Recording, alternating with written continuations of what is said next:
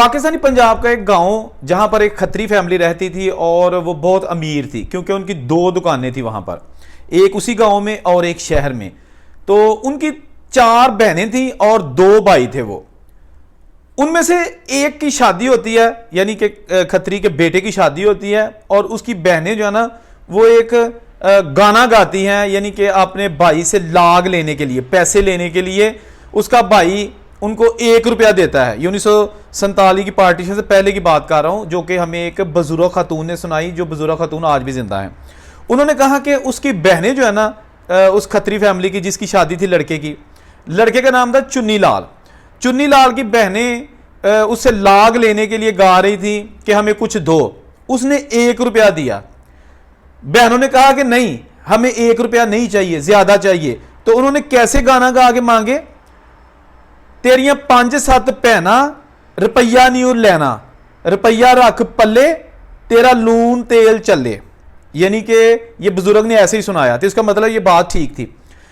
मकसद ये था कि आपकी 5-6 हम बहनें हैं, 4-5 बहनें हैं, और तुम हमें 1 रुपया दे रहे हो, रुपया अपने पास रखो, शायद तुम्हारी दाल रोटी चले, यानी तुम्हारे किसी काम आ जाएगा, हमें ज्यादा पैसे दो। ये मान के साथ बहनें अपने भाई को कह रही थी। हुआ ये कि 1947 की पार्टीशन हो गई। ये फैमिली ऑफ कोर्स दूसरे लोगों की तरह इन्होंने भी ये गांव छोड़ना था, और इस गांव में सिर्फ एक खत्री फैमिली थी। उन्होंने क्या किया कि जब जाने लगे ना, तो एक जत्था आया और उन्होंने उनकी एक लड़की को अगवा किया, और बाकी जो लोग थे ना, वो मतलब जब आए गांव वाले तो वो जत्था भाग गया और इनको छोड़ गया, लेकिन एक लड़की ले गया, घोड़े पे थे। अच्छा, उसके बाद जो गांव वालों थे उन्होंने कोशिश की कि इनको बड़े प्यार के साथ हम थोड़ा बाहर निकाल आते हैं गांव से और ये चले जाएंगे। वो जा रहे थे, आगे दरिया आ गया रावी, और रावी को उन्होंने क्रॉस करना था। तो 2-3 बदमाश टाइप मुसलमान के एक करिंदे थे, वो साथ वाले गांव के, उन्होंने कहा कि आप लोग जाओ, गांव वालों से कहा, जो 4-5 बंदे और भी गांव वालों थे, आप लोग जाओ, हम इनको दरिया पार करा के आते हैं, दरिया इनसे अबूर नहीं होगा। वो चले गए, ये उनको जनाब दरिया पार कराने ले गए, दरिया की दूसरी जानब चले गए। उसके बाद क्या हुआ कोई पता नहीं, ये वापस आ गए। तकरीबन 1 हफ्ता गुजरा, तो ये जो बदमाश टाइप लोग थे ना दूसरे गांव के, ये इस गांव में आए जिस गांव की खत्री फैमिली थी, हमसाया गांव में बाजू में।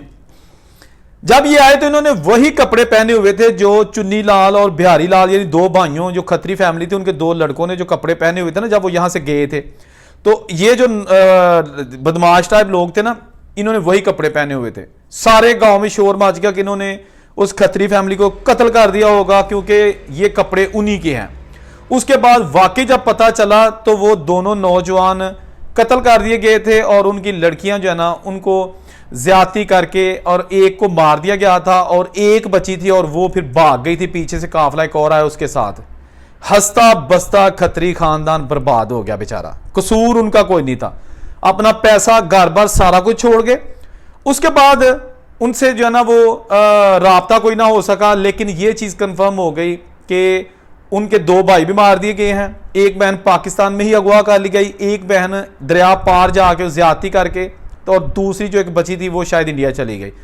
ये जनाब दर्दनाक स्टोरी जब गांव वालों को पता चला, तो उसके बाद फिर गांव वालों ने उस फैमिली को जो है ना, जो थी जिन्होंने कत्ल किया था या मुबैना तौर पर, उनके बाइकआउट कर दिया और कोशिश की कि हम उनको जो है ना वो पकड़वा भी देंगे। इतना गुस्सा था गांव वालों को। लेकिन फिर वो जो बदमाश टाइप लोग थे ना, वो वैसे भी उनका बदमाश का कौन सा ठिकाना होता है, वो कहते हैं कि वो गांव छोड़कर, जब पता चल गया ना कि राज खुल गया, भेद खुल गया, तो वो गांव छोड़कर किसी और जगह चले गए।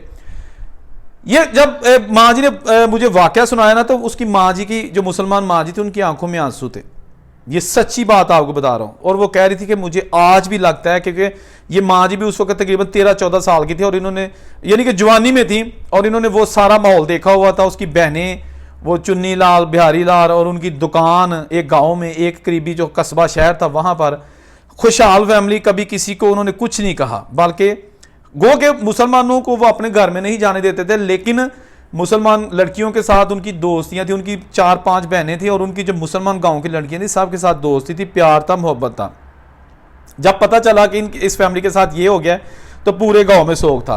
जो पाकिस्तान में उनकी लड़की अगवा हुई थी उसका कोई पता नहीं चल सका, अभी तक कोई पता नहीं चल सका। हो सकता है वो चली गई हो, वापस चली गई हो, ना गई हो, किसी ने रख ली हो या मार दी हो, पता नहीं चल सका। बुजुर्ग खातून ने कहा कि मुझे अभी तक उसके बाद फिर ऑफकोर्स कौन सा नेटवर्क था या मीडिया था कि पता चले, खबरें आ रही हैं। बहरहाल बड़ी दुख की दास्तान, मुझे बड़ा दुख हुआ कि यार कैसी कैसी कुर्बानियां दी हैं लोगों ने, और उन लोगों ने कि जिन्होंने जिनका कसूर भी कोई नहीं था, उन्होंने जस्ट माइग्रेट करना था from one place to another, लेकिन मारे गए, इज्जत नीलाम हो गई और पैसा भी गया। क्या टाइम होगा, क्या वक्त होगा, क्या ज़माना होगा है जब एक आम आदमी जो कि किसी का दुश्मन भी नहीं है, उसके खून के प्यासे लोग हो गए थे, उसकी जायदाद पे आंखें थी, उसकी लड़कियों पर आंखें थी। अल्लाह ताला ऐसे वक्त से बचाए, और जिनके साथ जुल्म हुआ है अल्लाह ताला उनको सब्र दे, और जिन्होंने जुल्म किया है यकीनन उनको यहाँ नहीं तो वहाँ इसकी ज़रूर सज़ा मिलेगी। जहाँ रहें खुश रहें, अपना ख्याल रखिएगा। अल्लाह हाफिज़।